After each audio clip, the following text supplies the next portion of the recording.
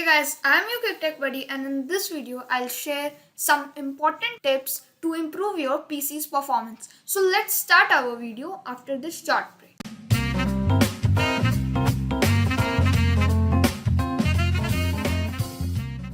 Closing apps on startup.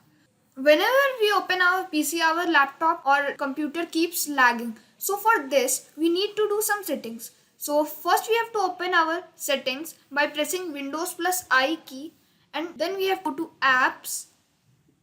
When the PC is started, these all apps run in the background. So here we can see that there are many apps. So here I have logged the high impact apps. So this setting is very important to keep your PC lag free. And the second tip is enable storage sense. Storage sense is a setting which clears all the background files and the temporary files which are left over.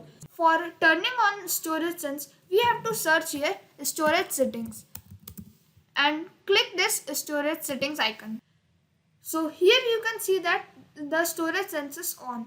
If it's off, then turn it on and it will automatically delete temporary files. So here you can see that 8.54 GB temporary files are there, which it will automatically delete. Third and the important tip is clear your recycle bin. Recycle bin plays an important role to boost your PC because recycle bin always covers a part of your RAM.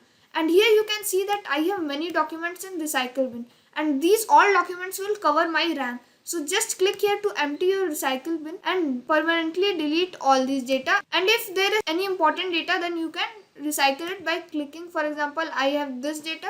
Click this, restore the selected items. So I don't want to delete any of the files now.